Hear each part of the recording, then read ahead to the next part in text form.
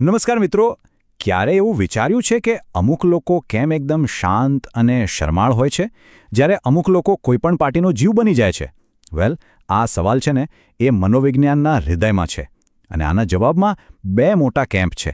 એક જે માને છે કે બધો ખેલ આપણા જીન્સ અને બાયોલોજીનો છે, અને બીજો જે કહે છે કે ના, બધું આપણા ઉછેર અને સમાજ પર નિર્ભર છે.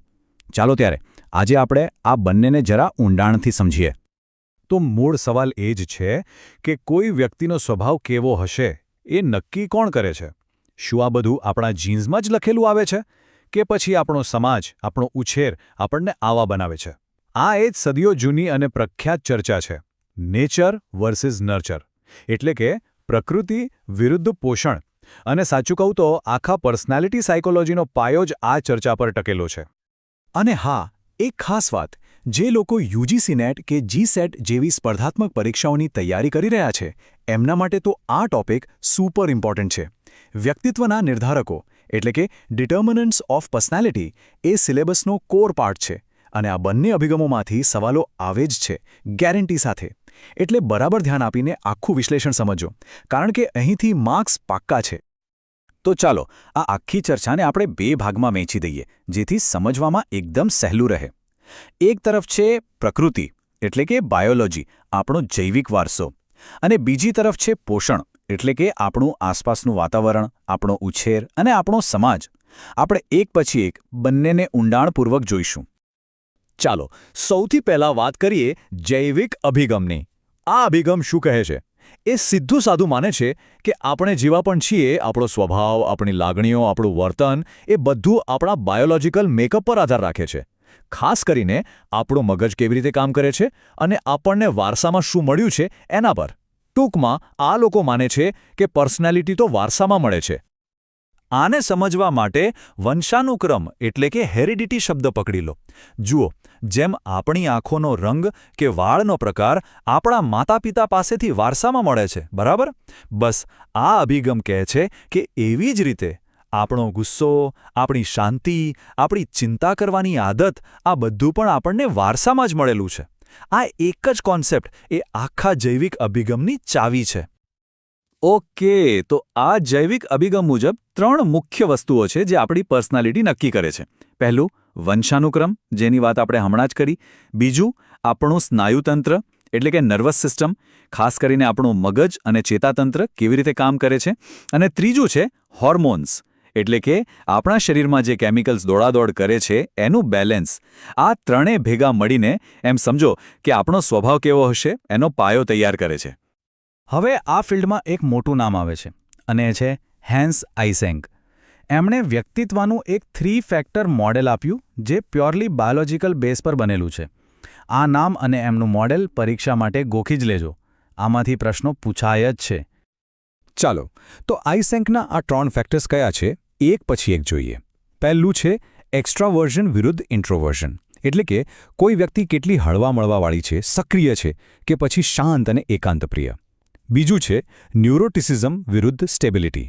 આ માપે છે કે કોઈ વ્યક્તિ ભાવનાત્મક રીતે કેટલી સ્થિર છે, મતલબ નાની નાની વાતે ચિંતા કરે છે કે પછી શાંત રહે છે. અને ત્રીજું સાયકોટિસિઝમ વિરુદ્ધ સોશિયલાઇઝેશન. આનો સંબંધ સહાનુભૂતિ અને સામાજિક નિયમોના પાલન સાથે છે. અને આઇસેંકનો મુખ્ય પોઈન્ટ શું હતો? કે આ ત્રણેય ગુણ આપણા ચેતાતંત્ર પર, આપણી બાયોલોજી પર આધાર રાખે છે. આઇસેંકના કામને જ આગળ વધારતા બીજા એક સાયકોલોજિસ્ટ આવ્યા, જેફરી ગ્રે. ગ્રે એ મગજની 2 સિસ્ટમ પર ફોકસ કર્યું. પહેલી, જેને આપણે ગેસ પેડલ કહી શકીએ, એ છે BAS એટલે કે બિહેવિયરલ એપ્રોચ સિસ્ટમ. આ સિસ્ટમ આપણને રિવોર્ડ તરફ ધકેલે છે, ઉત્સાહી બનાવે છે. અને બીજી, જેને આપણે બ્રેક કહી શકીએ, એ છે BIS એટલે કે બિહેવિયરલ ઇન્હિબિશન સિસ્ટમ. આ આપણને સજા કે ખતરાથી બચાવે છે, આપણને રોકે છે. ગ્રેનું કહેવું હતું કે આપણા મગજમાં આ ગેસ પેડલ અને બ્રેકનું જે બેલેન્સ છે ને, બસ એ જ આપણી પર્સનાલિટી છે. ઓકે, તો આ તો થઈ બાયોલોજીની વાત. હવે ચાલો સિક્કાની બીજી બાજુ જોઈએ, સામાજિક સાંસ્કૃતિક અભિગમ. આ અભિગમ બાયોલોજીકલથી એકદમ ઊંધો છે. એ કહે છે કે પર્સનાલિટી જન્મથી નથી મળતી, પણ એ તો આપણી આસપાસના વાતાવરણ, આપણા સમાજ અને આપણા અનુભવોથી ઘડાય છે. ટૂંકમાં આપણે જે જોઈએ છીએ, જે શીખીએ છીએ, એવા જ બની જઈએ છીએ. આ અભિગમનો આખો સાર બસ એક જ વાક્યમાં છે. વ્યક્તિત્વ જન્મજાત નથી, એ શીખવામાં આવે છે. જરા વિચારો, આપણને નાનપણથી શીખવામાં આવે છે ને કે વડીલોને માન આપવું, મહેમાન આવે તો શાંતિથી બેસવું. આ બધું શું છે? આ સામાજિક નિયમો જ છે જે ધીમે ધીમે આપણા વર્તનનો હિસ્સો બની જાય છે. અને આ જ તો આપણી પર્સનાલિટી ઘડે છે. આ અભિગમનો પાયાનો કોન્સેપ્ટ છે સોશિયલ લર્નિંગ, એટલે કે સામાજિક શિક્ષણ. આનું મતલબ શું? કે આપણે બધું કંઈ જાતે ભૂલો કરીને નથી શીખતા. ઘણું બધું તો આપણે બીજાને જોઈને જ શીખી લઈએ છીએ. જેમ કે એક નાનું બાળક જોવે કે એના મોટા ભાઈને સાચું બોલવા માટે ચોકલેટ મળી, તો એ પણ સાચું બોલતા શીખશે. બસ આ જ છે સોશિયલ લર્નિંગ. જેમ પેલી બાજુ આઈસેંક હીરો હતા, એમ આ બાજુના હીરો છે આલ્બર્ટ બંદુરા. એમણે જ આ સોશિયલ લર્નિંગની થિયરી આપી.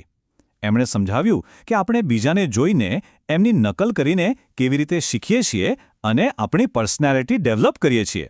અને હા, ફરીથી કહું છું, પરીક્ષા માટે બંદુરાનું નામ અને એમની થિયરી મોસ્ટ ઇમ્પોર્ટન્ટ છે. બંદુરાએ કહ્યું કે બીજાને જોઈને શીખવા માટે 4 સ્ટેપ્સમાંથી પસાર થવું પડે છે. સ્ટેપ 1 ધ્યાન એટલે કે અટેન્શન. પહેલાં તો કોઈના વર્તન પર ધ્યાન આપવું પડે. સ્ટેપ 2 ધારણ એટલે કે રિટેન્શન. એ વર્તનને મગજમાં યાદ રાખવું પડે. સ્ટેપ 3 પુનઃ ઉત્પાદન એટલે કે રિપ્રોડક્શન. હવે જાતે એવું વર્તન કરવાની કોશિશ કરવી પડે. અને સ્ટેપ 4 સૌથી ઇમ્પોર્ટન્ટ પ્રેરણા એટલે કે મોટિવેશન. જો એવું વર્તન કરવા માટે કોઈ કારણ કે પ્રેરણા જ ન હોય તો કશું નહીં થાય. પરીક્ષામાં આ 4 સ્ટેપ્સનો ક્રમ પૂછાય છે, એટલે એ ખાસ યાદ રાખજો. ચાલો હવે ફટાફટ આ બંને અભિગમોની એક સરખામણી કરી લઈએ. જુઓ, બધું એકદમ ક્લિયર છે. જૈવિક અભિગમનો આધાર શું છે? જીન્સ અને બાયોલોજી. જ્યારે સામાજિક અભિગમનો આધાર શું છે? વાતાવરણ અને સમાજ. એક કહે છે કે બધું વારસામાં મળે છે, બીજો કહે છે કે બધું શીખવામાં આવે છે. એક માને છે કે સ્વભાવ જન્મજાત છે, બીજો માને છે કે એ હસ્તગત કરેલો છે, એટલે કે શીખેલો છે. આ તફાવત મગજમાં બરાબર બેસાડી દેજો. તો હવે મોટો સવાલ, આ બેમાંથી સાચું કોણ? નેચર કે નર્ચર? આજનું મનોવિજ્ઞાન કહે છે બંને. કોઈ એક નહીં, બંને. આપણી પર્સનાલિટીને એક ઝાડ જેવી સમજો. એના મૂળિયા એ છે આપણી બાયોલોજી, આપણો વારસો. પણ એ ઝાડ કેટલું મોટું થશે, એની ડાળીઓ કઈ દિશામાં જશે, એ બધું નક્કી કરે છે એને મળતું પાણી, સૂર્યપ્રકાશ અને વાતાવરણ, એટલે કે આપણો ઉછેર અને અનુભવો. એટલે સાચો જવાબ એ છે કે આ બંનેની આંતરક્રિયાથી જ વ્યક્તિત્વ બને છે. ચાલો તો આખા વિશ્લેષણના અંતે પરીક્ષા માટેના કી પોઈન્ટ્સ પર એક નજર નાખી લઈએ. આટલું તો યાદ રહેવું જ જોઈએ, ભલે બીજું બધું ભૂલી જ જાય. Okay, rapid fire revision. જૈવિક અભિગમ એટલે વારસો, જીન્સ અને હોર્મોન્સ. મોટું નામ હેન્સ આઈસેંક. સામાજિક સાંસ્કૃતિક અભિગમ એટલે નિરીક્ષણ, અનુકરણ અને શિક્ષણ. મોટું નામ આલ્બર્ટ બંદુરા. અને સૌથી મોટો ટેકઅવે, વ્યક્તિત્વ એટલે પ્રકૃતિ અને પોષણ, બંનેનું મિશ્રણ, કોઈ એક નહીં. બસ આટલું યાદ રાખશો ને તો પરીક્ષામાં આ ટોપિકમાંથી કોઈ માર્ક નહીં જાય. અને જતાં એક સવાલ મગજમાં છોડીને જાઉં છું. આપણે આ 2 મોટા અભિગમોની વાત કરી, પણ શું માણસની પર્સનાલિટી એટલી સિમ્પલ છે કે બસ આ 2 જ દૃષ્ટિકોણથી સમજાઈ જાય? શું આ 2 સિવાય પણ કંઈક હોઈ શકે જે આપણને આપણે બનાવે છે? આ સવાલનો કોઈ એક જવાબ નથી, પણ વિચારવા જેવો જરૂર છે. આના પર વિચારતા રહેજો. નમસ્કાર વિદ્યાર્થી મિત્રો. નેક્સ્ટ સેટ પરીક્ષા માટે વ્યક્તિત્વના સિદ્ધાંતો એટલે કે થિયરીઝ ઓફ પર્સનાલિટી એ ખૂબ જ અગત્યનો વિષય છે અને એમાંથી સવાલો આવે જ છે. તો આજે આપણે એના સૌથી મહત્વના અભિગમોને એવી રીતે સમજીશું કે તમારા બધા જ કોન્સેપ્ટ્સ એકદમ ક્લિયર થઈ જાય. તો ચાલો શરૂ કરીએ. ક્યારેય વિચાર્યું છે કે આપણું વ્યક્તિત્વ શું છે? આપણે જે રીતે વર્તન કરીએ છીએ, વિચારીએ છીએ, એ બધું ક્યાંથી આવે છે? બસ આ જ એ મૂળભૂત સવાલ છે જેનો જવાબ શોધવા મનોવિજ્ઞાન સતત પ્રયત્ન કરે છે. અને આજે આપણે જે અલગ અલગ સિદ્ધાંતો જોવાના છીએ એ બધા આ જ સવાલના પોતપોતાના જવાબો છે. તો આ છે આજનો આપણો રોડમેપ. સૌથી પહેલાં આપણે ફ્રોઇડના મનોવિશ્લેષણાત્મક અભિગમને સમજીશું. પછી એમનાથી થોડા અલગ પડતા 9 ફ્રોઇડિયન વિચારકો, ખાસ કરીને યુંગ અને એરિક્સનનું વાત કરીશું. ત્યાર પછી એકદમ અલગ દિશામાં જઈને માનવવાદી અભિગમ જોઈશું. અને છેલ્લે પરીક્ષા માટે ક્વિક રિવિઝન, જેથી બધું બરાબર યાદ રહી જાય. તો ચાલો શરૂ કરીએ મનોવિજ્ઞાનના સૌથી પ્રખ્યાત અને કદાચ સૌથી વિવાદાસ્પદ નામથી સિગમન્ડ ફ્રોઇડ. ફ્રોઇડે એક એવો વિચાર આપ્યો જેણે આખી દુનિયાને હચમચાવી દીધી. એમણે કહ્યું કે આપણા વર્તનનો મોટાભાગનો કંટ્રોલ આપણી પાસે છે જ નહીં, એ તો આપણું અચેતન મન કરે છે. ચાલો આ અચેતન મન શું છે એને જરા ઊંડાણમાં સમજીએ. ફ્રોઇડે છે ને મનને સમજાવવા માટે એક બહુ સરસ ઉદાહરણ આપ્યું, એક આઇસબર્ગનું, એટલે કે હિમશિલાનું. જે ભાગ પાણીની ઉપર દેખાય છે એ બસ નાનકડો હિસ્સો છે, આપણું ચેતન મન, જે આપણે અત્યારે વિચારી રહ્યા છીએ. પાણીની સપાટીની તરત નીચે છે પૂર્વચેતન મન, જ્યાંથી આપણે યાદોને પાછી લાવી શકીએ. પણ અસલી ખેલ તો પાણીની નીચે છુપાયેલા 90% ભાગમાં છે, અને એ છે આપણું અચેતન મન. આપણી બધી જ દબાયેલી ઈચ્છાઓ, ડર અને યાદોનો ભંડાર, જે આપણી જાણ બહાર આપણને કંટ્રોલ કરે છે. હવે ફ્રોઇડ કહે છે કે આપણા વ્યક્તિત્વમાં 3 પાત્રો વચ્ચે સતત લડાઈ ચાલતી હોય છે. પહેલું છે ઈડ, આપણી અંદરનો એક જિદ્દી બાળક, જેને બસ મજા જોઈએ છે તરત જ. બીજું છે સુપર ઇગો, એકદમ આદર્શવાદી શિક્ષક, જે આપણને સમાજના નિયમો અને નૈતિકતા શીખવે છે. અને આ બંનેની વચ્ચે ફસાયેલો છે ઈગો, આપણો મેનેજર, જે વાસ્તવિકતાને ધ્યાનમાં રાખીને બંને વચ્ચે સમાધાન કરાવવાની કોશિશ કરે છે. આ ત્રણેયનો સંઘર્ષ જ આપણું વ્યક્તિત્વ બનાવે છે. ફ્રોઇડના મતે વ્યક્તિત્વનો વિકાસ બાળપણના આ 5 મનોજાતીય તબક્કાઓમાંથી પસાર થાય છે. અને પરીક્ષા માટે ખાસ યાદ રાખજો, જો કોઈ પણ તબક્કામાં બાળકની જરૂરિયાતો સંતોષાય નહીં અથવા વધુ પડતી સંતોષાય તો ફિક્સેશન એટલે કે સ્થિરતા થઈ શકે છે. જેમ કે ઓરલ સ્ટેજમાં ફિક્સેશન થયું હોય તો વ્યક્તિ મોટી થઈને કદાચ વધુ પડતું બોલે, ખાય કે પછી ધૂમ્રપાન કરે. હવે ફ્રોઇડના વિચારો ક્રાંતિકારી તો હતા, પણ બધા એમની સાથે સહમત નહોતા. એમના જ કેટલાક શિષ્યો હતા જેમણે કહ્યું, ગુરુજી, તમે બધી જ વાતને સેક્સ સાથે જોડ્યો છો, એ બરાબર નથી. આ વિચારકો નવ ફ્રોઇડિયન કહેવાયા. એમણે ફ્રોઇડના અચેતન મનના વિચારને તો સ્વીકાર્યો, પણ જાતીયતા કરતાં સામાજિક અને સાંસ્કૃતિક પરિબળોને વધુ મહત્વ આપ્યું.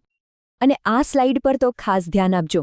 net/GSETમાં ફ્રોઇડ અને એમના શિષ્ય કાર્લ યુંગ વચ્ચેનો તફાવત બહુ જ પૂછાય છે.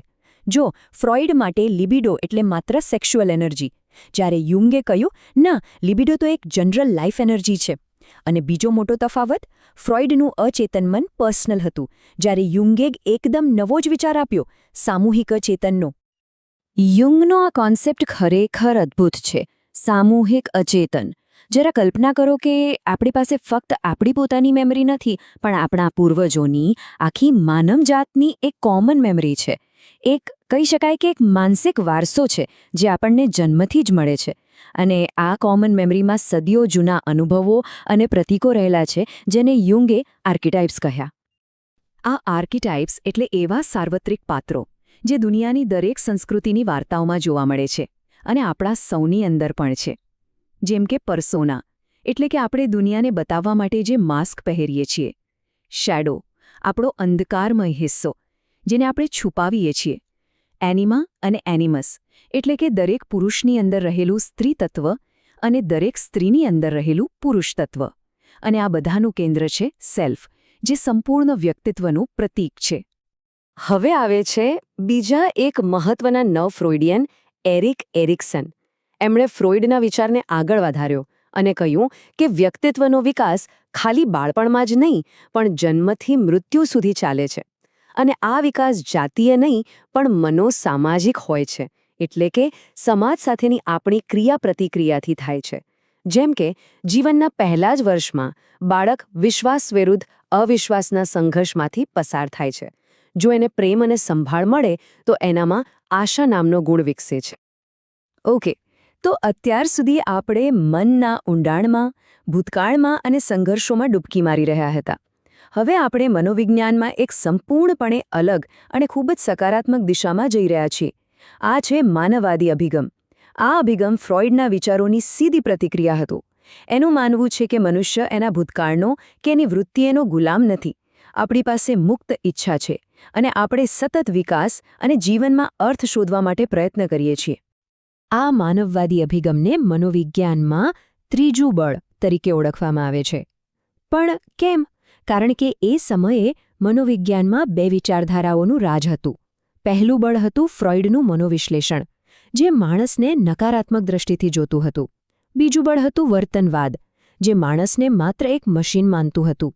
એની સામે માનવવાદી મનોવિજ્ઞાને માણસની સ્વતંત્રતા, સર્જનાત્મકતા અને વિકાસની ક્ષમતા પર ભાર મૂકીને એક નવી અને આશાવાદી દિશા આપી.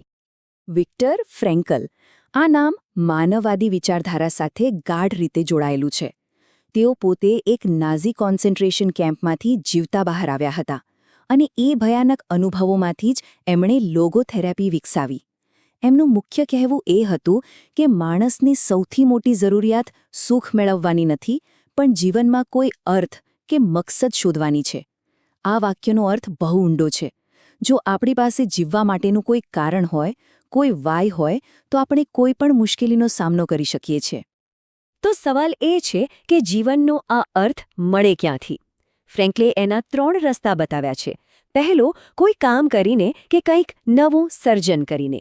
બીજો, કોઈ વસ્તુનો સુંદર અનુભવ કરીને કે પછી કોઈ વ્યક્તિને દિલથી પ્રેમ કરીને. અને ત્રીજો, અને કદાચ સૌથી શક્તિશાળી રસ્તો, જ્યારે આપણે કોઈ પરિસ્થિતિને બદલી નથી શકતા ત્યારે પરિસ્થિતિ પ્રત્યે આપણું વલણ બદલીને. આ બતાવે છે કે ગમે તેવી હાલતમાં પણ પસંદગી કરવાની સ્વતંત્રતા આપણી પાસે હંમેશા હોય છે. માનવવાદી અભિગમમાં બીજું એક ખૂબ જ જાણીતું નામ છે અબ્રાહમ મેસ્લોનું. એમણે જરૂરિયાતોનો આ પ્રખ્યાત પિરામિડ આપ્યો. એમનું કહેવું સિમ્પલ હતું: જ્યાં સુધી આપણી પાયાની જરૂરિયાતો જેમ કે રોટી, કપડાં, મકાન અને સુરક્ષા પૂરી ન થાય ત્યાં સુધી આપણે પ્રેમ, સન્માન જેવી ઊંચી જરૂરિયાતો વિશે વિચારી શકતા નથી. અને જ્યારે આ બધી જરૂરિયાતો સંતોષાય ત્યારે જ વ્યક્તિ પિરામિડની ટોચ પર પહોંચે છે, જેને એમણે કહ્યું સ્વ-વાસ્તવિકીકરણ, એટલે કે પોતાની અંદર રહેલી બધી જ ક્ષમતાઓને વિકસાવવી. ઓકે, તો આપણે 2 મોટા અને એકબીજાથી તદ્દન વિપરીત અભિગમો જોયા. હવે સૌથી જરૂરી કામ પરીક્ષા માટે આ બંનેને સરખાવવાનું.